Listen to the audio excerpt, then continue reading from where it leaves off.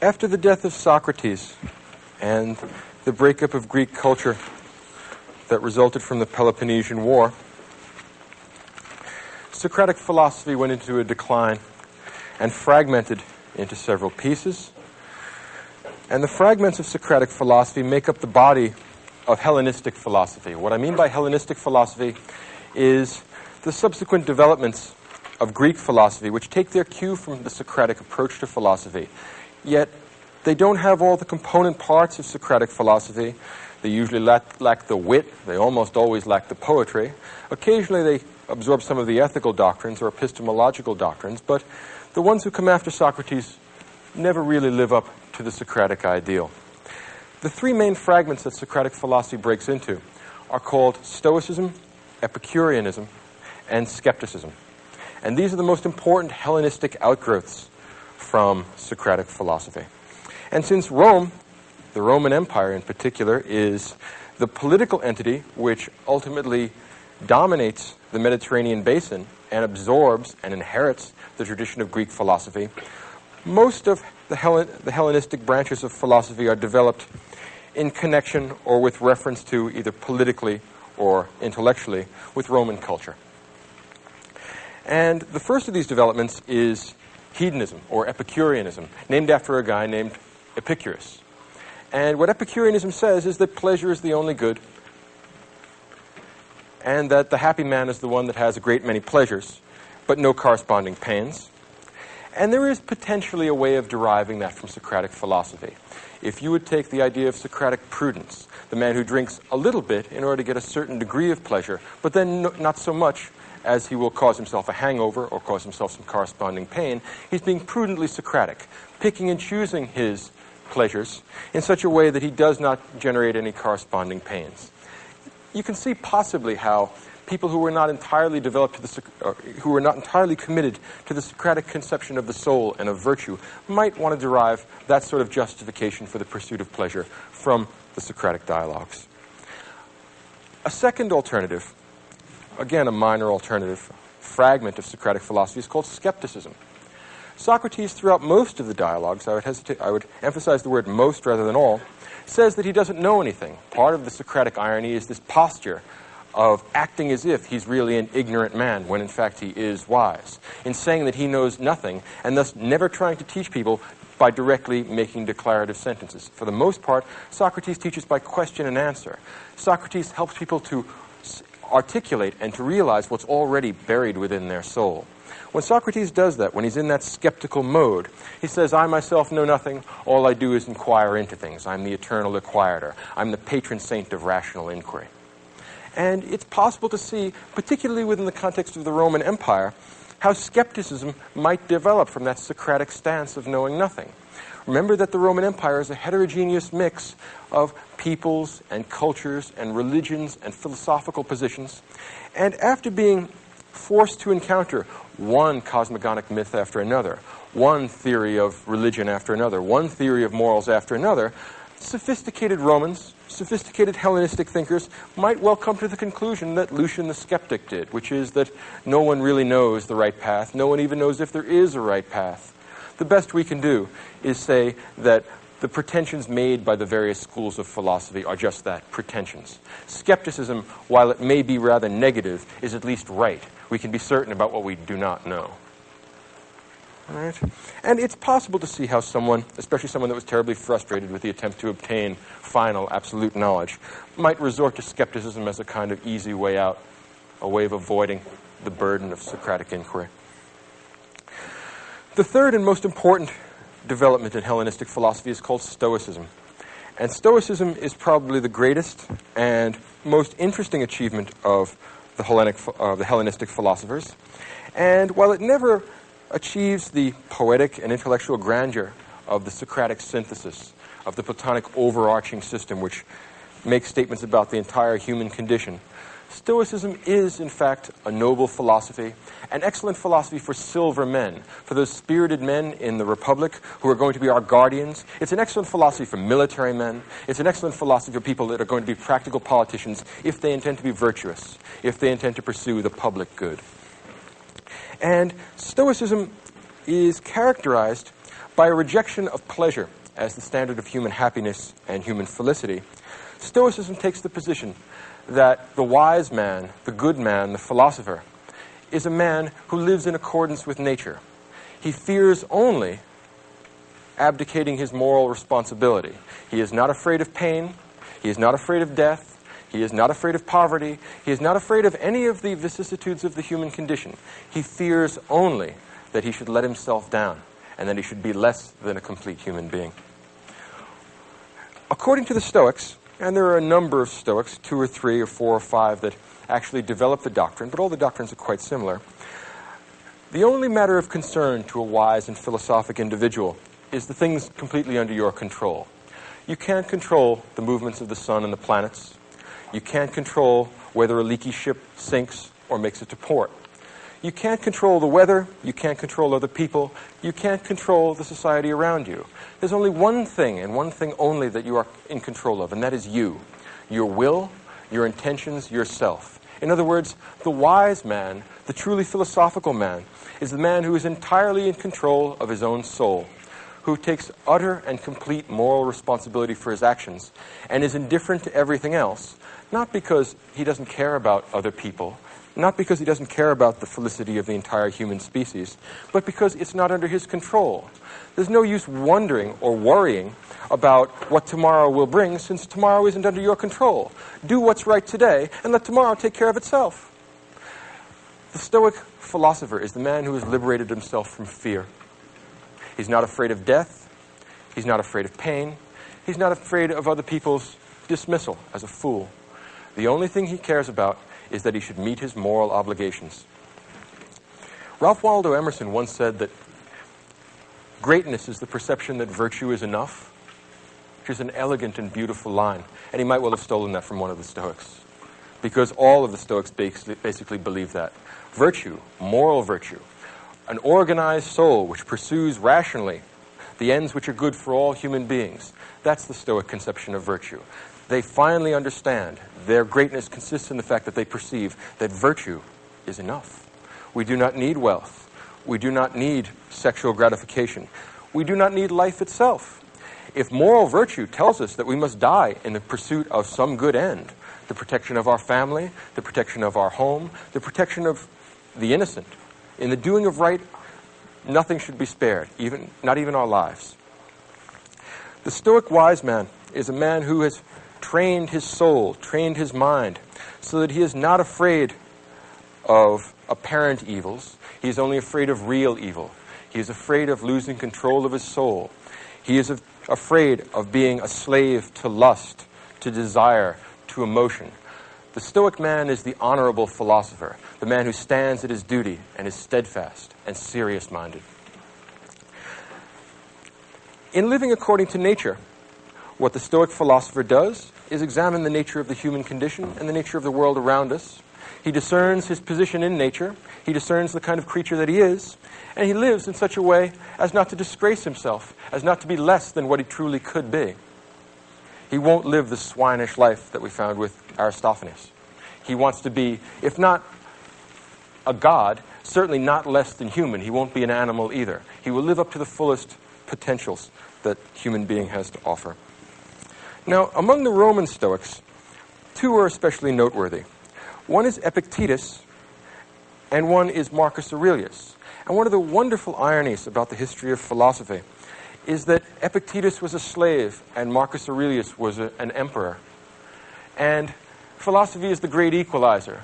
Both the slave and the emperor can equally well participate in a philosophy that is accessible to all human beings as human beings. There is nothing less conscious of social status than philosophy. A wise man, a man who is disciplined, in control of his motions, and follows the way of nature, can be a good man no matter what his position in the social structure is. He is not responsible for the social structure, and it is not his problem. If the gods or nature or whatever is controlling the world makes you a slave, then be a good slave. If God or nature or whatever is controlling the world makes you an emperor, then be a good one. Your job is not to disgrace yourself and live up to the highest potentials of human being. The most interesting of the Stoics is Marcus Aurelius. Lord Acton, the great English philosopher and historian, once said that power corrupts, and absolute power corrupts absolutely. And that's generally speaking true. The difficulty with that generalization is Marcus Aurelius. Marcus Aurelius was an absolute ruler. He was a ruler of the Roman Empire. He was an emperor.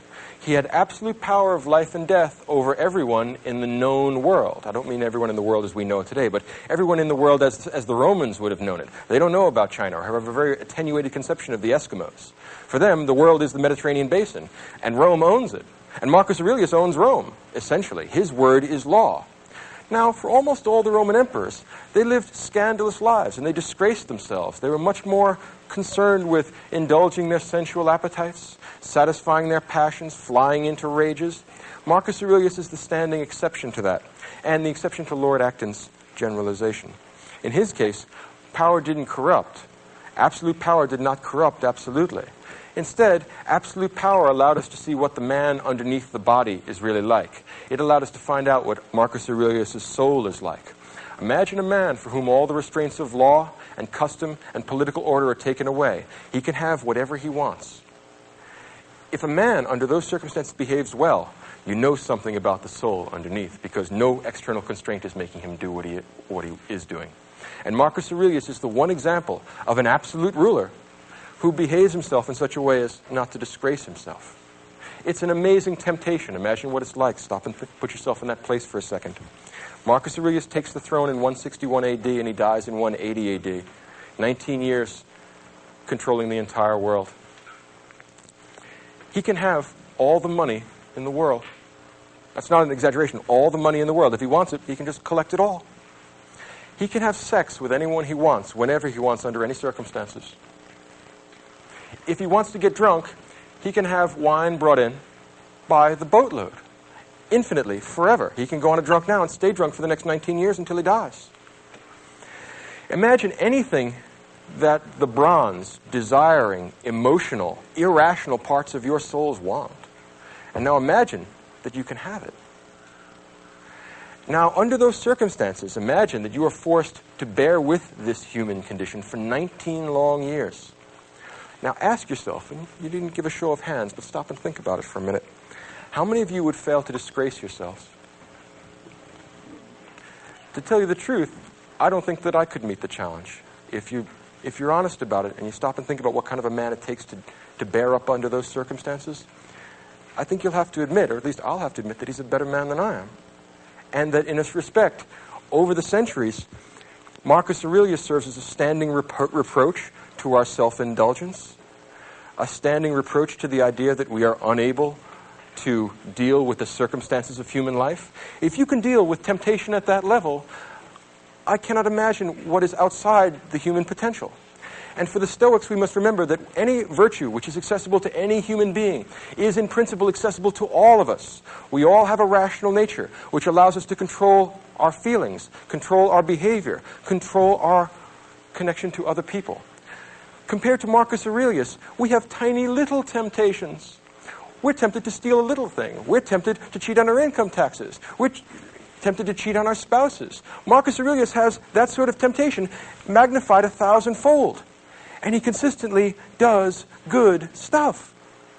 Stop and think about this for a minute. This is no common man. This is not like the rest of us. And I don't know how he did it. Maybe he did it through philosophy, but, well, it remains to be seen. Marcus is the last of the good emperors. He's the last of the Antonine emperors. And the emperors that come before him are, generally speaking, okay. They're not as bad as the ones that come after. But Marcus is perhaps the greatest of the Romans, the noblest of the Romans. When old-fashioned writers talk about Roman virtue, what they have in mind is Marcus Aurelius, a man who does what he ought to do regardless of circumstance. Tough Roman virtue. He's not afraid of being dead. He's not afraid of being in pain. He's not afraid of having people laugh at him. He's only afraid of doing what's wrong. He's only afraid of making chaos of his soul. Why? Because his soul is the only thing he's completely in control of. It's the only thing he's responsible for. And the rest of it is a matter of indifference to him. He'll certainly try and perform his function as emperor in the best way he possibly can. But there are Germans at the border, and should they succeed in winning this war, he did the best he could. He has no reason to feel guilty. He has no reason to feel that this is a difficulty. If, for some reason, he gets sick, well, sickness is part of human life. You accept it as it is, you deal with it the best you can, and then you move on. In other words, Marcus Aurelius intends to live a life in which he will not have to feel guilty about anything. And he succeeded in doing that under the most trying possible circumstances. Again, put yourself in a position where you can have anything you want, and no one can stop you. No matter how evil, no matter how depraved, no one can stop you because your word is law. Marcus Aurelius behaved himself for 19 years under those circumstances. It's a standing reproach to our self-indulgence. The kind of things that Marcus Aurelius writes are not meant for publication. Let's think about this a little further. Marcus wrote this manuscript without intending to have it published. After his death, he wanted to have it burned. Some philosophically inclined, bookkeeper, librarian, aide-de-camp, or whoever it is that picked this up, said, no, we just can't throw this out. We cannot lose the memory of such a great man, and we can't lose the sort of meditations that he created. He wrote a book called The Meditations, and it's a book to himself that's not intended to be published. What sort of a man writes a book to himself? Well, what sense does that make? Think about it. The nature of a book is communicating something, and we would think we would communicate it to some reader. But this is not going to be published. It's written to himself. What makes a man write a book to himself? And there's a very deep answer, I think, here. Marcus Aurelius writes a book to himself because he's the loneliest man in the world. He has no friends because he has no equals. Think about a man breaking himself on the rock of an impossible virtue. He has no equals. Everyone he talks to wants something from him. He is the emperor of everything in the world. He owns it all. Everything he says immediately gets done. He has absolute life and death power over everyone. So anytime he's in the throne room, he's having an audience, someone comes in from some part of the empire, they're always here for some reason, and they're always here because they want something from him. And all Marcus wants to do is live a philosophical life. But he happens to have had the misfortune to be born the emperor of Rome. What a pity. So he has to deal with these self-centered, swinish people all the time, and it's his responsibility to do good for them, to give them justice, to give them both examples of virtue and virtuous laws and virtuous decisions. And the weariness of it gets to him after a while.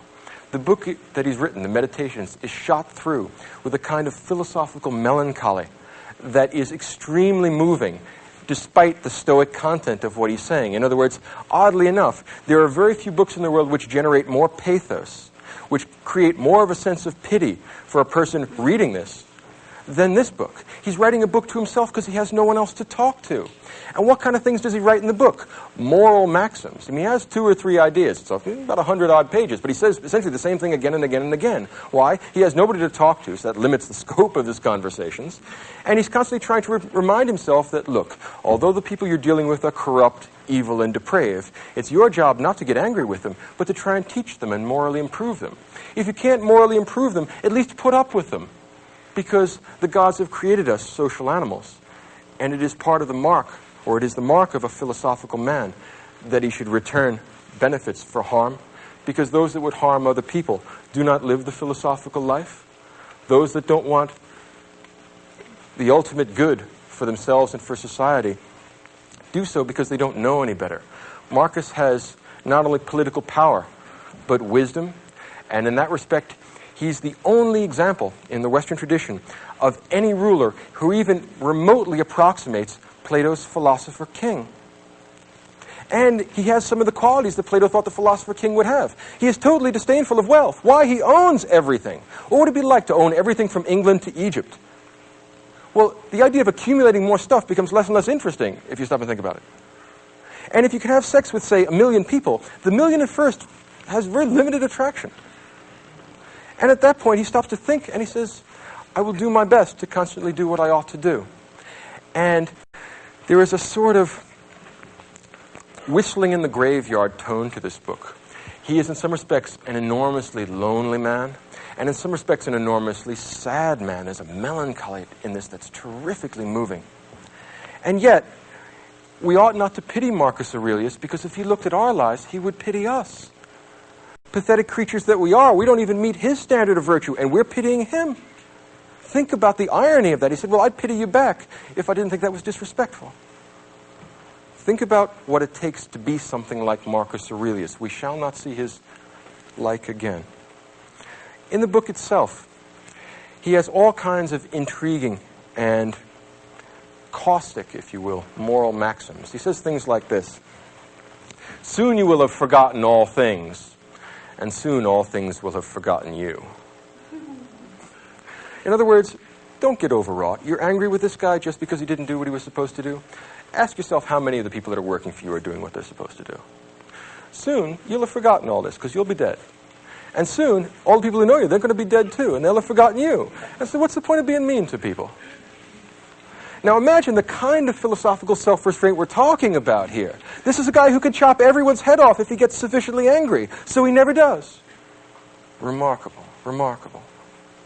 So Marcus Aurelius is a man who constantly, in his book, is writing short 1- and 2-line epigrams that essentially say things like, "Don't lose your temper with these people, Marcus, you know how they are. Marcus, it's not your fault that they're stupid. You tried to teach them, and you can keep on trying to teach them, but if Socrates was a good man and they killed him, what do you expect them to do to you?" On the other hand, Marcus Aurelius is willing to rule the Roman Empire for the same reason that the Platonic philosopher King is. If he gives up, somebody worse is going to take the job, and you know what happens then, right? He'd much rather just go home and read his books. He doesn't want to listen to this stuff. But he says, well, the gods put me here. I didn't ask for this job, but I can't very well give it up. I'd be abdicating my responsibility to other people. Imagine the bad laws and bad emperors were going to get after me. Well, should I give the job up now or stand here until the gods are good enough to relieve me of my post? In fact, that's the metaphor he uses all the time. The gods have put you on guard over the Roman Empire. Everyone else is sleeping. Stay where you are and stay awake, elsewise God knows what's going to happen. Marcus Aurelius is constantly whistling his way through the graveyard, trying to tell him that this is a very happy life, that he loves being a philosopher, and he particularly loves the particular portion of reality the gods have assigned to him. Now, I think that everyone believes this except the people that read this book, which perhaps is why it wasn't supposed to be published, because when you look at this, you see a terrifically lonely man, a man of immense moral heroism, who has no shoulder to cry on, who disdains crying because what's the point of crying? We must live in accordance with nature. Now here's the natural condition of human beings. They get born, all kinds of stuff happens to them, and they die. Marcus's maxims with reference to that are A, stop complaining. There's nothing to complain about because there's only two kinds of things. There are the kinds of things you can control, and there are the kinds of things you can't. If you can't control it, complaining about it is stupid and a waste of time, and I don't want to hear any more about it because you can't control it, so what's the point of talking about this? Or you have the other kind of thing, the kind of thing you can control, like your intentions, like your behavior, like your actions. And since you can control them, who do you expect to help you out except yourself? Stop complaining about that too. So whether it's the kind of thing you can control, or it's the kind of thing you can't control, Marcus Aurelius does not want to hear any complaints, and he does not want to hear any excuses, because there are no excuses to give. Whew. Now, that's easy enough to say, and a lot of people think that other people should be this way. Right? Have you noticed it? Like, you can't help but admire this guy. Like, every one of us, I bet, in this audience said, wow, what a great guy. I wish I knew him personally. No, you don't. Think of what he'd think of you. You really don't want to know this guy. Imagine working for him. Oh, please. No, this guy is never going to be satisfied. And if he is satisfied, he's not like he's going to give you applause. He's going to say, well, you're doing what you ought to do. No compliments for you. You're doing what you ought to do. You don't need any reward beyond that. You're living like a philosophical man, which is a reward in itself. Virtue is its own reward. You're virtuous. What do you want from me? Get back to work. And, of course, if you're not virtuous, you are pretty much what he expects human beings to be, you swine. And what's unnerving about this is that there's not the slightest taint of hypocrisy in it. He not only says this stuff, he acts this stuff. He not only talks the talk, he walks the walk. He does it. And he does it under worse, more difficult circumstances than you fail to do it.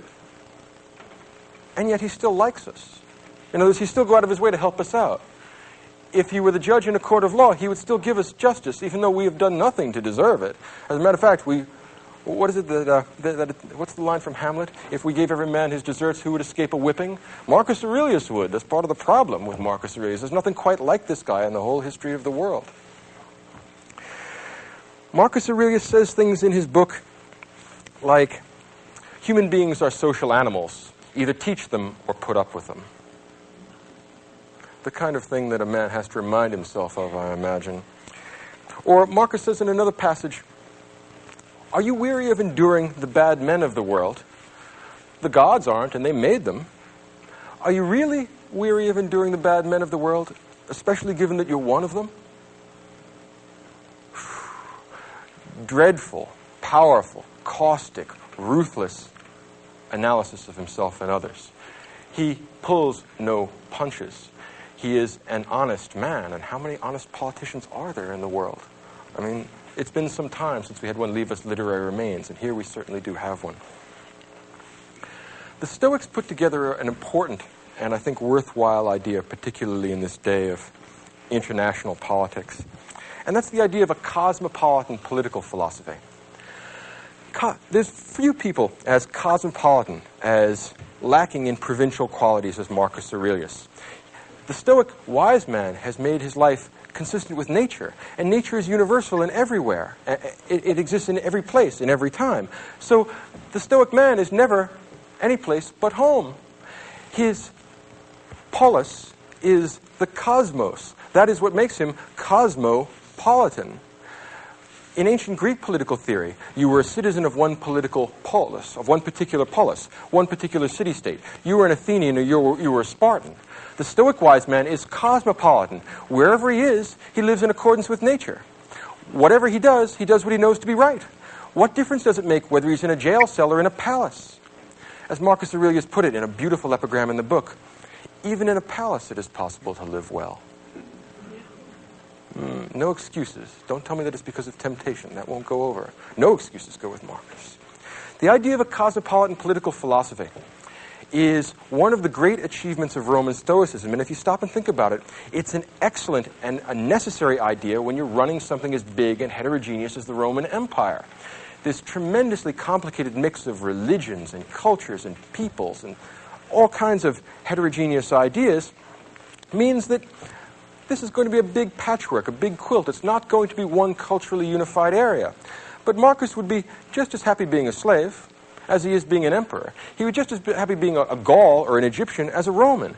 As long as there is a nature there and there is a human spirit which can be made in accordance with nature, any of the external facts of life don't matter. And now for the first time we can perhaps see why the Roman Stoics have a reputation, to some extent deserved, of being kind of harsh, cold, unfeeling men. Because there's nothing to worry about. And it's hard for them to sympathize with the fact that other people are worried about things that they regard as trivial or not worth worrying about at all. Many of us worry about sickness. Well, Marcus Aurelius will point out that all people get sick. And once you get sick, since you're a rational human being, you want to go to the doctor, do what he prescribes, and fix your body. There's no point in complaining any place along the line because you know what you're supposed to do. Go do it. Stop asking for somebody else to help you. If you don't help yourself, how can you expect anybody else to help you? Which is a fair criticism. It would be much less persuasive and much less impressive if this were a sort of hypocritical philosophy where Marcus Aurelius indulged himself and told everyone else to be stoical. What really makes this spring to life, what makes this persuasive and moving and important, is that he lives the life. So he doesn't complain when he gets sick. He doesn't complain when he meets military reverses. He doesn't complain about anything. Who would we complain to? The buck does stop with Marcus Aurelius. If you think of the chain of command in the Roman Empire, he doesn't get to complain to anyone else. Everyone complains to him, and he's constantly listening to complaints and difficulties and problems. And he's watching people become unglued, and they're watching them get all upset, and watching them be greedy and avaricious and swinish and lustful and all the things he's not. So he is rather harsh in his criticism, and I think that that's a fair observation about him. But he's not hypocritical, and he's not unfair.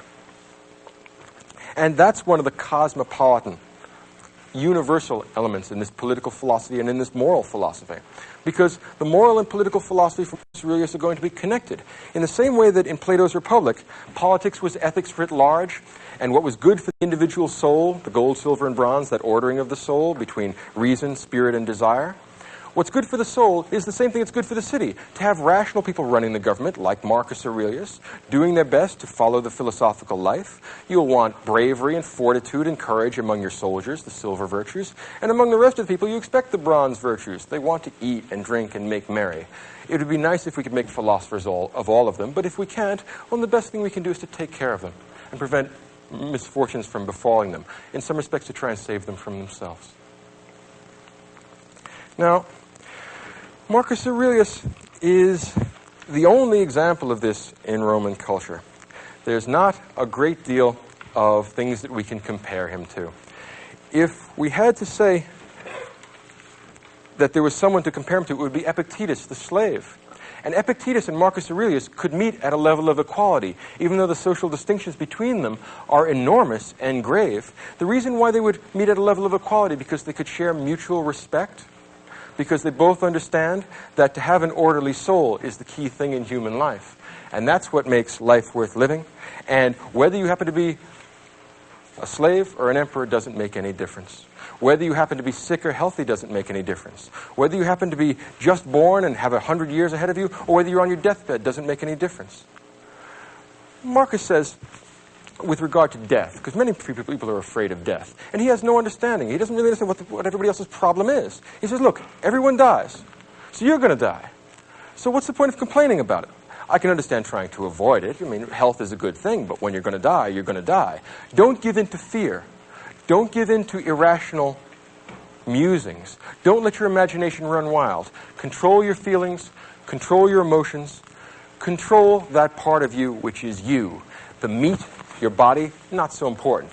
The other stuff around you in the world, a matter of indifference to you. As long as you follow the way of nature, as long as you act in a rational fashion, as long as you live up to the best potentials in the human soul, then you are a good man and you need worry about nothing else. Some people worry about the gods, that the gods will cause you misfortunes, that the gods have a Hades or a hell or an afterlife where people will be tortured and have bad things done to them. Marcus adopts exactly the same position that Socrates did. He says, look, Marcus says, I'm not certain if there are gods. In the book itself, he says, I'm not aware of any rational proof that there exist gods, and I'm not aware of any rational proof that there are no gods. In other words, he's agnostic in that respect.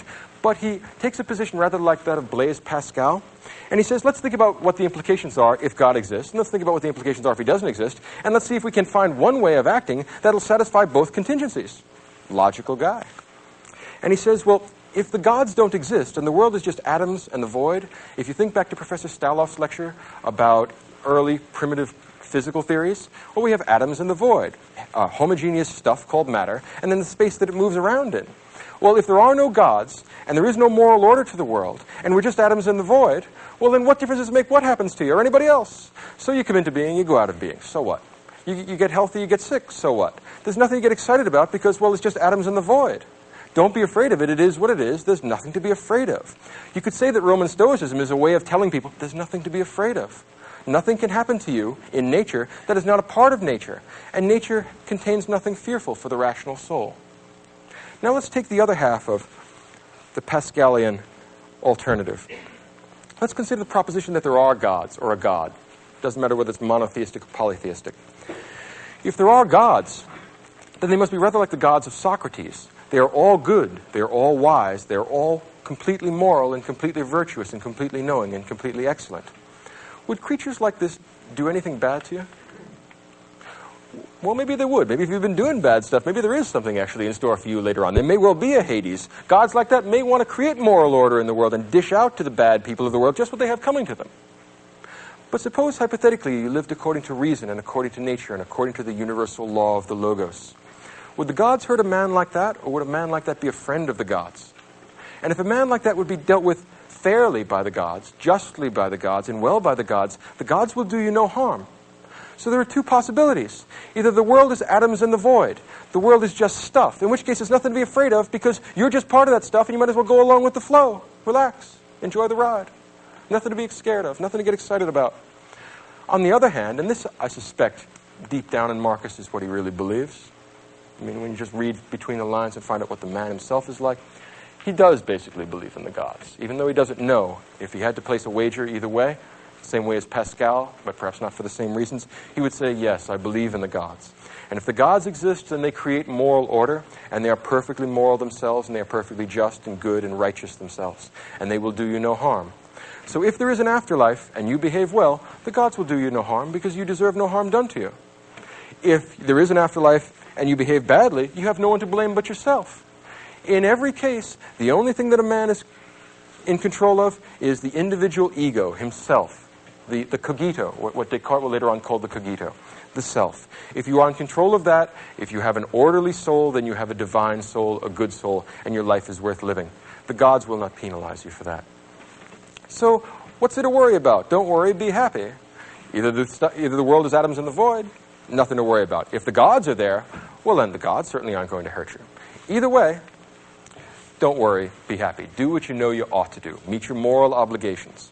In some respect, and I think that this is worth taking notes on if you happen to be here at the Kant lecture next week, or 2 weeks from now, is that the Stoic conception of virtue is an anticipation of what I will call the Kantian conception of virtue. Those of you who are familiar with the works of Immanuel Kant can recognize the single-minded and ruthless acquirement of virtue as being the Kantian conception of moral action or good moral behavior, and the Stoic conception as well.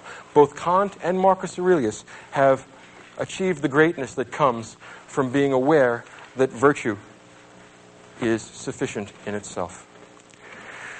The single-minded pursuit of rationality, of justice, of temperance, of fortitude is what this book is all about.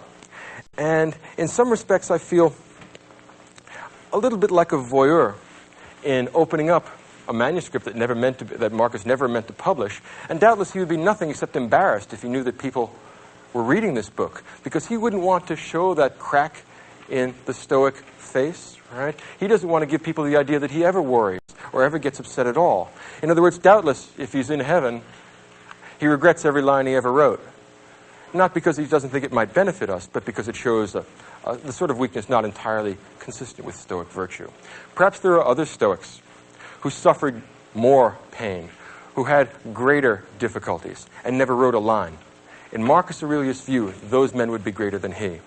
And whether there exist such people or not, Marcus Aurelius is a sort of standing reproach to our weakness, to our self-indulgence, to our willingness to give in to what we want, to our inclination to make excuses about things that were entirely up to us, and to try and act as if we are not responsible for our behavior. One might want to say that Marcus Aurelius is an important step in the construction of the Western conception of the self or the ego. You are the part of you, not the meat, but the will, the soul, the internal stuff. That's what you're responsible for. That's what the gods will judge you on the basis of. Apart from that, don't worry about it. All other things are matters of indifference to you. Connect yourself to nature, do what's right, and let the devil take the hindmost. It's not your problem. Stoicism is an appropriate philosophy, I would say, for serious, ruthless, introspective people that want real answers and are willing to take no nonsense. In that respect, it's the kind of moral philosophy I would be inclined to teach at, say, West Point. If I were teaching people that are going to be under terrible danger and terrible, fearful conditions, I would teach them to do what they know they ought to do, and to discipline and organize their emotions in such a way as they behave themselves in a way that is not disgraceful. To avoid that is the epitome of Stoic virtue. And it may not have all the attractive elements of Socratic philosophy. It lacks the poetic element of Platonism. It lacks the comprehensive intellectual drive of Socrates. But it still contains elements of Socratic nobility that neither skepticism nor Epicureanism offer us. And in that respect, I think it's the true heir of Socratic philosophy.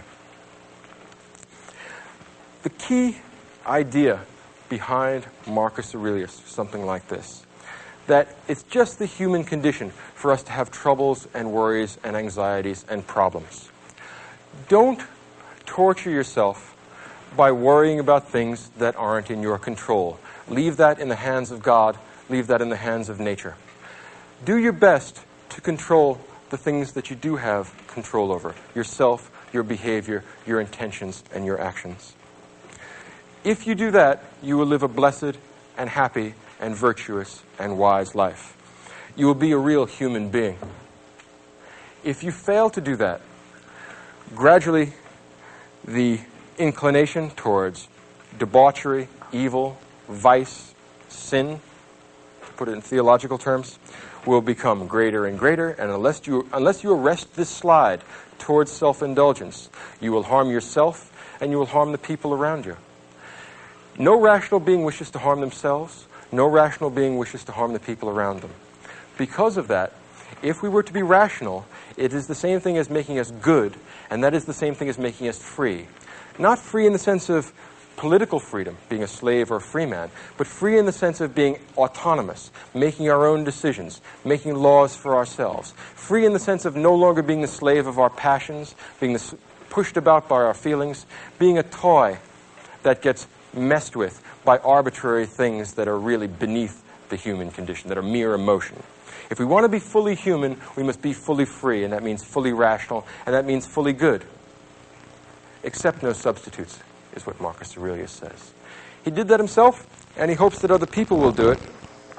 He did the best he could, and you can't help but feel that at the end of his life, he must have felt relieved that the terrible crushing burden of this loneliness, a man that has no equals and has no friends, a man that has nothing but philosophy to guide him, death must have been a great release.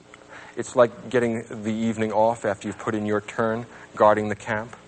And instead of becoming an obscure and unimportant figure, he's become a symbol in the history of Western philosophy of the practical, concrete, immediate virtues, the sort of virtues which are accessible to us, not because we have profound intellectual ability, not because we're a Newton or a Kant, but simply because we have problems and we're everyday rational human beings. The Stoic man says that a virtue that is possible for one man is accessible to all of us. There is no excuse for us not being that good. If we provide such excuses for ourselves, we harm ourselves and we harm others by preventing us from recognizing our true moral obligations. Marcus Aurelius lets us know that all people suffer, but that not all people pity themselves. Marcus Aurelius lets us know that all men die, but that not all men die whining. Something to think about. Take home with you and mull it over.